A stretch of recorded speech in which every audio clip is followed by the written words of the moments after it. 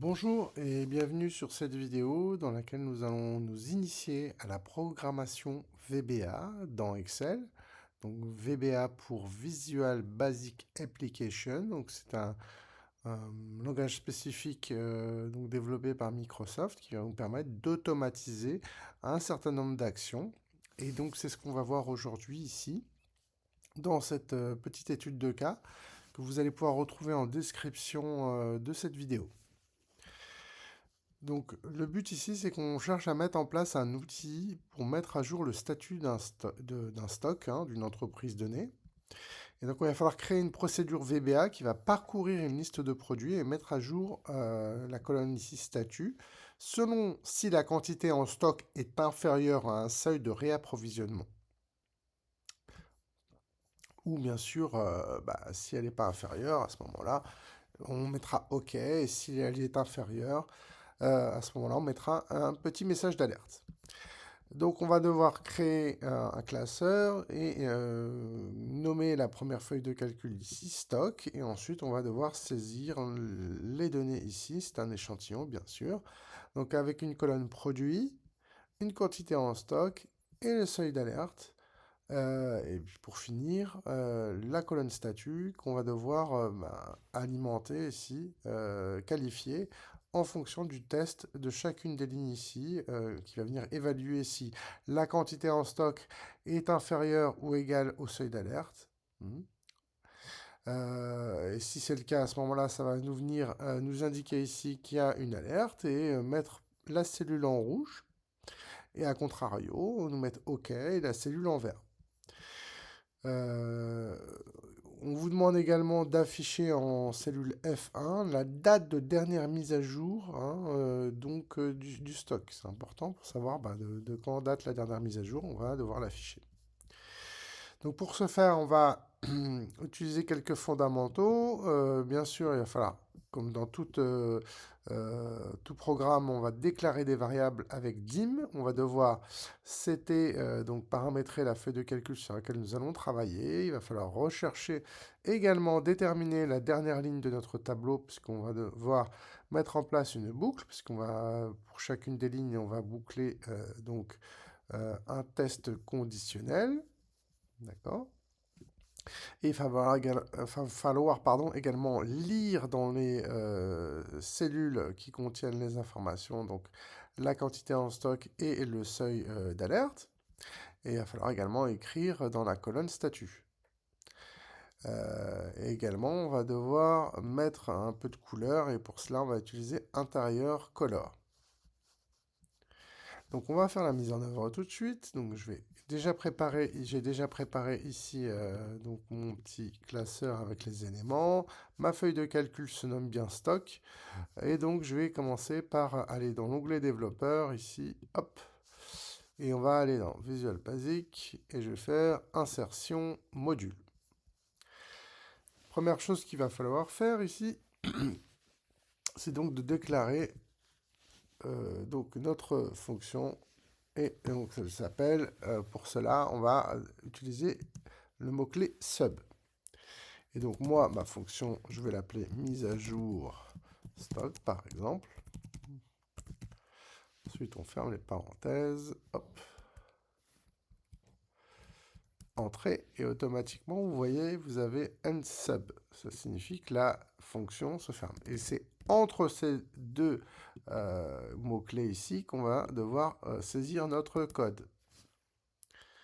Donc, je vais commencer par déclarer ma première variable, donc avec le mot-clé dim. Et donc, c'est ici WS, hein, c'est l'acronyme, donc ma première variable pour dire worksheet. Hein. Donc, feuille de calcul qui s'appelle stock. Ça, on met le nom qu'on veut, hein, mais là, pour le coup, c'est une pratique, une bonne pratique. Donc là, c'est une feuille de calcul. Donc, il se nomme stock et je vais aller, du coup, cibler son chemin.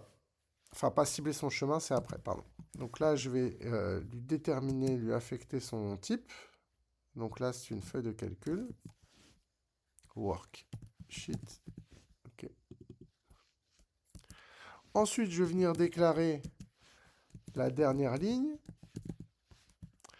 Pourquoi? Parce que la dernière ligne va nous permettre de savoir déterminer quel index de ligne on va s'arrêter pour la boucle. Donc ça, c'est primordial. Et donc, c'est numérique de type long. Pourquoi? Parce que si le tableau, je sais pas, il fait 10 000, 15 000 lignes, on ne sait pas, eh ben, on prévoit le coup et on va venir affecter en mémoire la taille nécessaire, quel que soit le type de situation. Donc, as long. Donc, je vais venir déclarer également la ligne. Donc, c'est la variable qui va, enfin, l'index de la ligne qui va être utilisé dans la boucle, à chaque fois, qui va varier. Donc, index as long. Voilà. Ensuite, on l'a dit, on a nos deux variables qu'on va venir évaluer. Donc, c'est quantité stock. Voilà. Pareil de type numérique. Hein. Ensuite, on va venir déclarer le seuil d'alerte.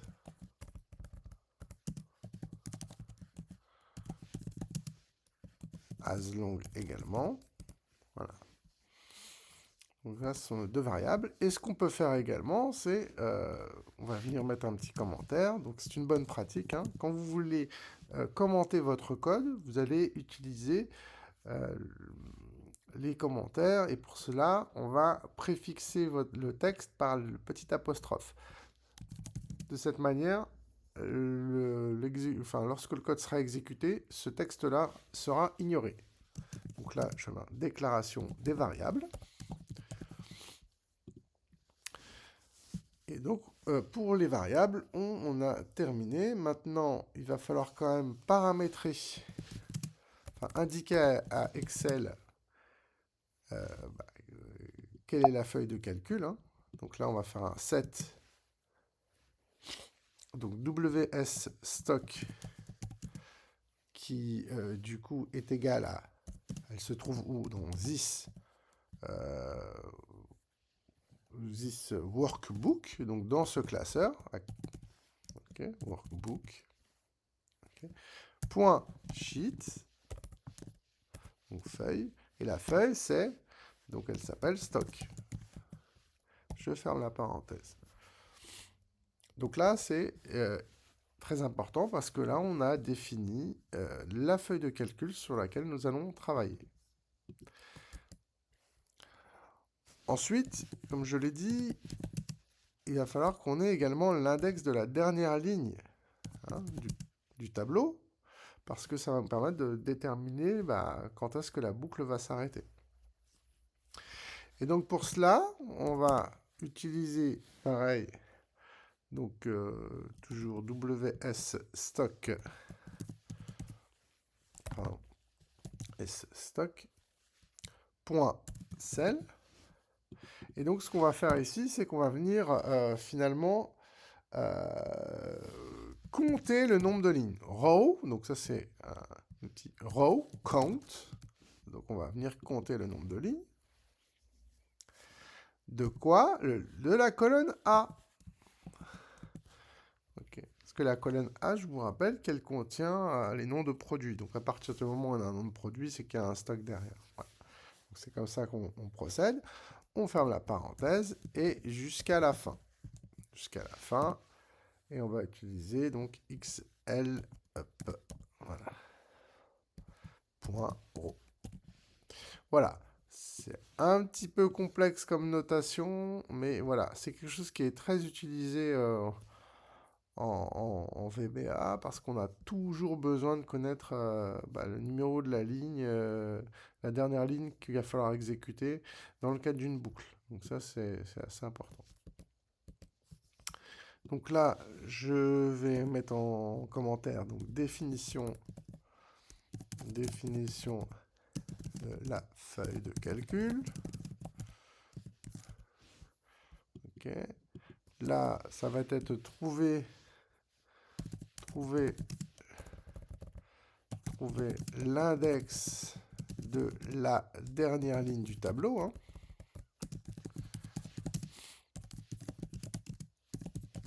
Voilà.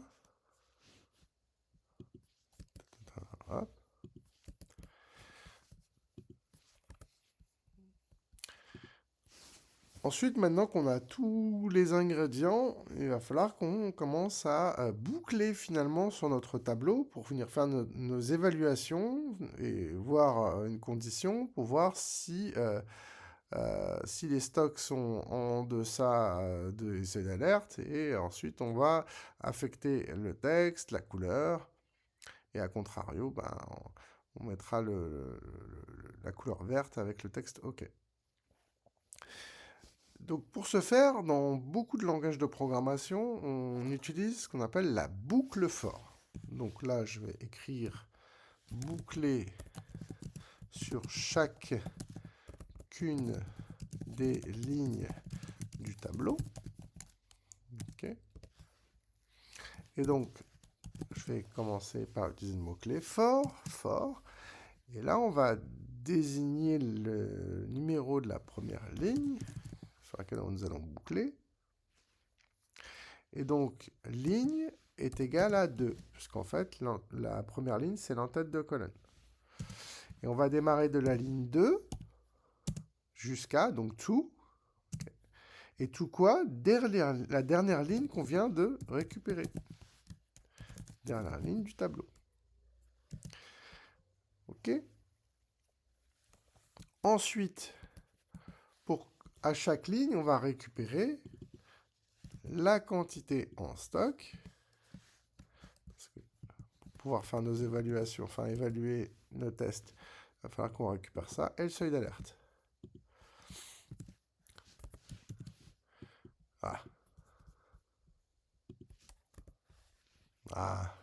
Seuil d'alerte. Bon. Alors, on va le retaper. Le seuil d'alerte.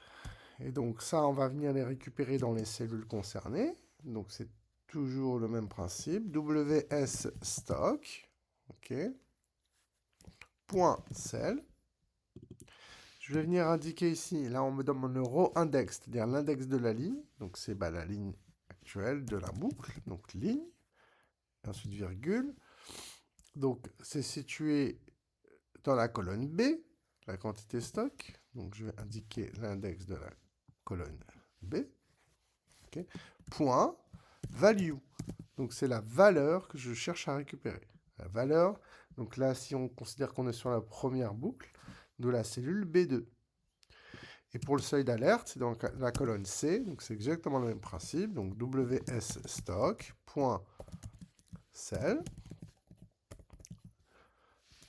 la ligne, virgule, colonne C. Voilà, je vais faire la parenthèse, point value. Donc c'est la valeur que je cherche à récupérer dans la cellule ici, C2. À partir du moment où j'ai récupéré les informations pour ces deux variables, c'est maintenant que je vais pouvoir effectuer mes tests. Et donc c'est une condition. Donc on dit que si if, donc la quantité en stock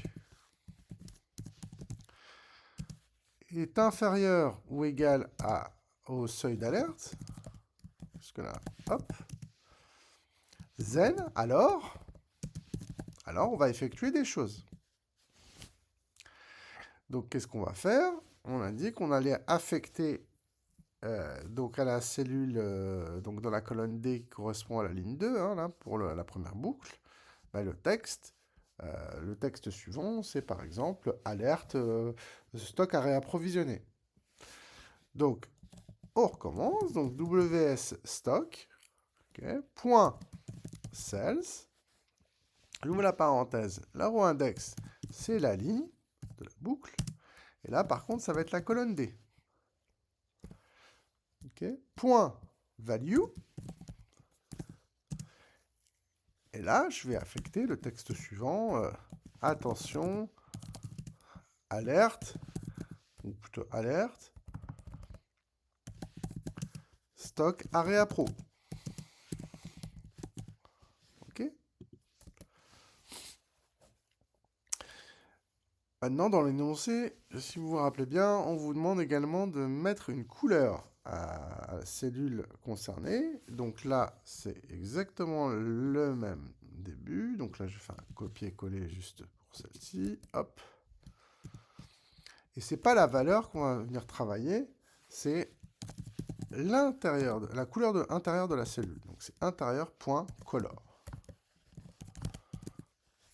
Intérieur.color.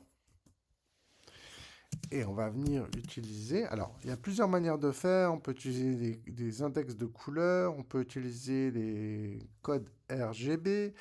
Bon, l'avantage, c'est que les index, c'est déjà quand même pas mal de couleurs. Les codes RGB, bah là, c'est un nombre de couleurs assez important. Mais c'est un peu compliqué. Du coup, nous, on va rester sur quelque chose d'assez simple. On va utiliser les couleurs de base, donc avec les mots-clés. En anglais, donc c'est VB. Ici, vu que c'est une alerte, on va peut-être utiliser la couleur red, rouge. Okay. Et puis lorsque ce sera OK, on utilisera la couleur verte, green. Voilà. Donc, si la quantité en stock est inférieure ou égale au seuil d'alerte, à ce moment-là, je vais affecter à la cellule D2, ici, pour la première ligne, le texte alerte stock area pro, et en plus, je vais lui mettre une couleur de fond rouge. Voilà. Donc là, c'est si c'est ce cas-là, ok. Par contre, sinon, donc c'est else. Alors, pour éviter de tout ressaisir, je vais recopier ceci. Else, voilà. Donc, sinon, bah, à ce moment-là, je ne vais pas mettre alerte, je vais mettre OK. Et puis en couleur, je vais mettre VB green. Hein, voilà, en vert. Et puis ensuite, bien sûr, il faut sortir de la condition. Donc, on va dire if. Et une fois que cette boucle est terminée, il faut faire un next line pour aller à la ligne suivante. Next line avec un G. Voilà. Alors, dans l'énoncé, on vous demande également, donc une fois que tout ça est exécuté, la boucle se termine, d'affecter alors, à la cellule F1 la date et l'heure. Nous, ce qu'on va faire, c'est qu'on pareil, on va cibler la cellule F1, donc WS stock.cells. Okay. Ensuite, on a dit donc la ligne 1, colonne F. Voilà. Donc là, au niveau de la valeur, point value, c'est là qu'on va travailler. On va venir récupérer une date. Donc, on va faire format. Pour récupérer la date du jour, on va utiliser la fonction no. Et là, alors, format la fonction no, donc no, et ensuite on va venir déterminer le canevas de notre date. Donc là, j'ouvre les guillemets. Donc ce qui pourrait être pas mal, c'est qu'on va mettre donc Didi pour jour, MM pour month, mois, YYY pour years. Voilà. Et puis on va aussi, ça peut être pas mal de mettre l'heure, les minutes et pourquoi pas les secondes, pour être très très précis. Je ferme la parenthèse et là du coup, on va venir à la fin de la boucle de l'exécution de tout ça, insérer la date et l'heure précise.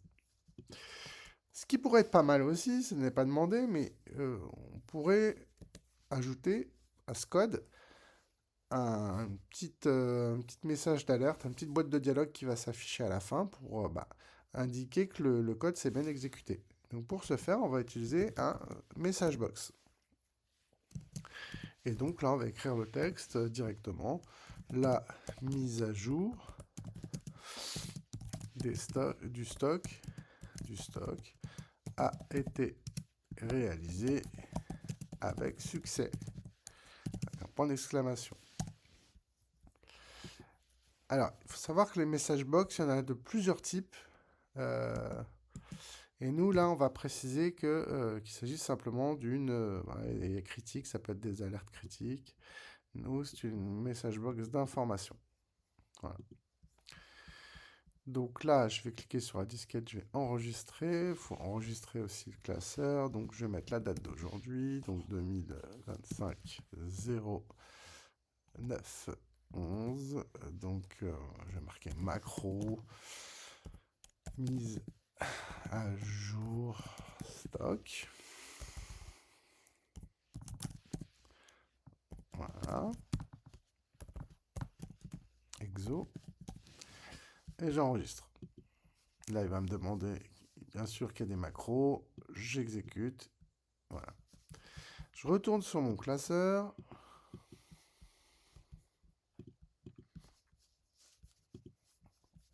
Alors, je vais peut-être fermer ça, ce sera OK. Voilà, peut-être remettre ça à jour. Tac, tac, tac, tac, tac, tac, tac, tac, tac, tac, tac. Je crois que tout est OK. On va peut-être rajouter des commentaires. Test conditionnel.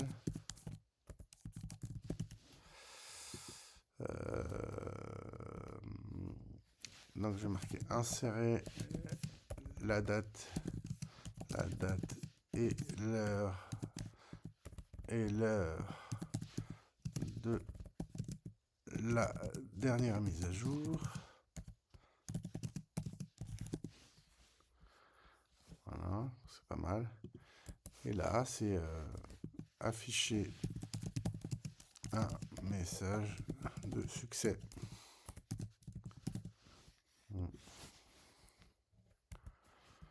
Voilà. Voilà, tout simplement. Donc, je vais cliquer sur la disquette. Oui. Voilà. Je ferme ceci. Et je me retrouve ici. Donc, je me retrouve sur le classeur avec la feuille de calcul stock. Et on va venir maintenant exploiter ce qu'on vient de réaliser. Donc, je vais insérer ici un bouton qui va me permettre d'exécuter la macro qu'on vient de créer. Et donc, pour ce faire, je vais aller dans l'onglet développeur, bouton, et je vais venir dessiner mon bouton. Et avant de le dessiner, il va falloir affecter la macro à ce bouton. Donc là, ça s'appelle mise à jour stock, ma macro. Je clique sur OK. Donc là, je vais pouvoir renommer le texte. Oula, un peu gros. Voilà. Et là, une fois que je clique dessus, automatiquement, ça va venir m'exécuter ma macro, effectuer tout ce que j'ai demandé dans mes tâches. C'est-à-dire que là, il est venu évaluer les stocks en fonction des stades d'alerte. Il a affecté le texte en fonction de la situation et puis il m'a affecté la couleur. Également, j'ai mon petit message d'information qui m'indique que la mise à jour du stock a été réalisée avec succès. Je clique sur OK. Et je me retrouve ici également avec la date de la dernière mise à jour. Voilà, tout simplement.